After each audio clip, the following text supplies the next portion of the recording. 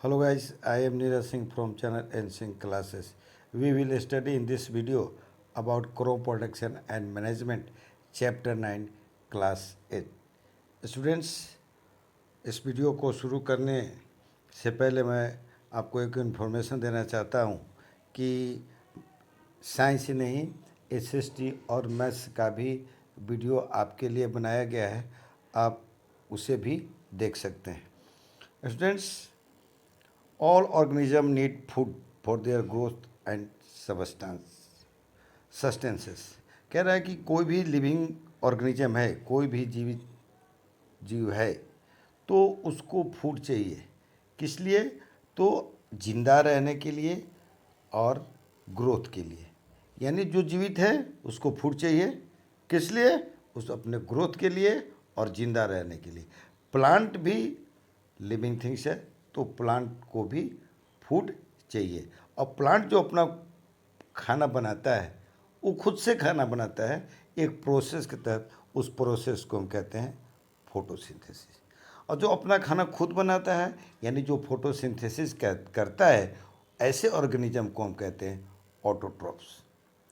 Rest of organism including human beings जो अपने से खाना नहीं बनाता है, अपना भोजन खुद नहीं बनाता है, भोजन के लिए दूसरे ऑर्गेनिज्म पर डिपेंड करता है, ऐसे ऑर्गेनिज्म को हम कहते हैं हेटेरोट्रॉफ, जिसमें ह्यूमन बींग भी शामिल है।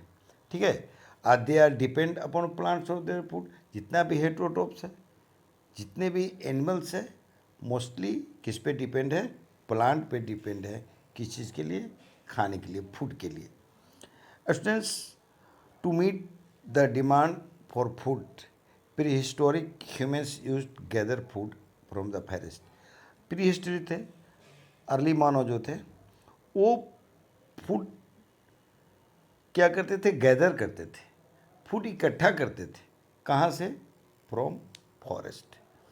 बाद में ये started settling in the place close to the water resource.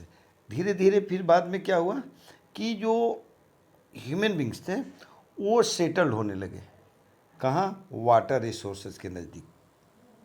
Around 10,000 years ago, 10,000 साल पहले, human discovered that they could grow the food giving plant by planting their seed. 10,000 साल पहले ह्यूमन जो वो डिस्कवर्ड किए क्या? कि फूड गिविंग प्लांट को, जिससे हम खाना लेते हैं, जिससे हम फूड लेते हैं, ऐसे प्लांट का डिस्कवर किया बाय प्लांटिंग देयर सीड। उसका सीड लगा करके प्लांटिंग शुरू किया। This discovery change the humans from food gatherers to food producer. यही चेंजिंग जो सीड से फूड गिविंग प्लांट लगाना मनुष्यों ने खोज किया, उसके बाद से मनुष्य जो फूड गैदरर से, जो कि जंगल जंगल घूम के फूड को गैदरिंग करते थे, इकट्ठा करते थे, वो बदल गए फूड प्रोड्यूसर में, यानी फूड पैदा करने लगे। This activity gradually become more and more systematic and practice to cultivation of crop started. और ये एक्टिविटी धीरे धीरे क्या हो गया? और ज़्यादा सिस्टमेटिक होते गया और क्रॉप उत्पादन करना, फसल लगाना और उससे अपना भोजन प्राप्त करना, ये शुरू कर दिया human being. The cultivation of one type of plant on the large scale is called crop production. ये लाइन आप याद रखिएगा।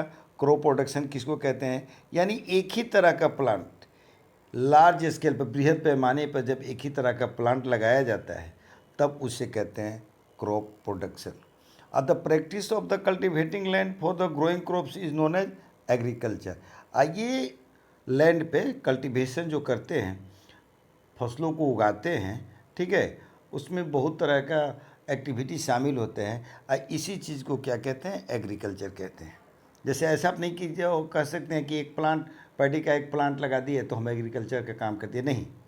उसमें बहुत सारा एक्टिविटी होता है और उस प्रैक्टिस के माध्यम से लैंड पे हम क्या करते हैं? प्लांट ग्रो कराते हैं। इसी चीज़ को क्या कहते हैं? एग्रीकल्चर कहते हैं। At the same time humans started domesticating animal for their food and their requirement. और उसी समय जब वो खेती करना शुरू कर दिया, एग्रीकल्चर का काम शुरू कर दिया, उसी समय ह्यूमन डोमेस्टिकेटिंग एनिमल्स का पालन शुरू कर दिया, यानी घर पे जानवरों को पालने लगे। किस लिए? अपने फूड के रिक्वायरमेंट के लिए, अपने रिक्वायरमेंट को पूरा करने के लिए खेती करना शुरू किया और साथ ही पशुपालन का काम भी शुरू किया। Students, agriculture now is not only growing food for people and animal but also growing plant for other requirement। जैसे खेती जब ह्यूमन बीइंग शुरू कर दिया तो सिर्फ और सिर्फ अपने खाने के लिए या लोगों को खाने के लिए फूड का ग्रोइंग नहीं करता था, इसके अलावा और भी काम करते थे और उस काम से प्लांट से और भी चीज़ें लेते थे, जैसे फाइबर प्राप्त करते थे, मेडिसिन भी प्राप्त करते थे, फ्लावर प्राप्त करते थे और ऑर्नामेंटल प्लांट भी लगाते थे। ऐसा नहीं था किसी खाने के लिए फूड ऑब्टेनिंग के लिए खेती करते थे, एग्रीकल्चर का काम करते हैं। इसके अलावा भी वो एग्रीकल्चर का काम करते हैं जिससे उसे आदमी को फाइबर मिले, मेडिसिन मिले और फ्लावर्स मिले, ऑर्नामेंट्स प्लांट्स मिले। स्टूडेंट्स, फूड फ्रॉम प्लांट्स, देखिए प्लांट से कैसे फूड लेते हैं। Over period of time human population on earth increased many fold. देखिए पृथ्वी का क्या हो रहा है, पॉपुलेशन बढ़ रहा है, ठीक है, और सबको क्या चाहिए? फूड चाहिए। तो रिजल्ट क्या हो गया कि फूड का डिमांड बढ़ गया, जनसंख्या बढ़ा तो फूड का डिमांड बढ़ा। Over 80% of the human diet is provide by seeds of less than dozen plant species, wheat, rice, मिर्च। कह रहा है कि 80% जो फूड डाइट प्रोवाइड होता है वो seed by seed of less than dozen plant species, यानी क्या होता है आपका 80% जो होता है वो सीड से होने वाला प्लांट से हमको फूड मिलता है, जैसे हो गया व्हीट हो गया, राइस हो गया, मेज हो गया।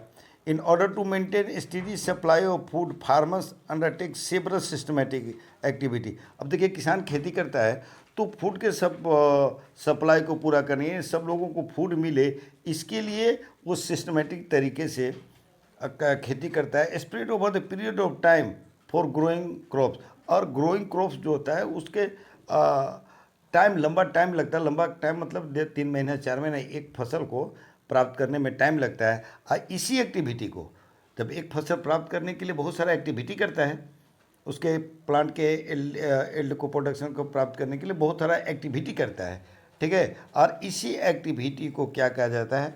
एग्रीकल्चर प्रैक्टिस किया कहा जाता है।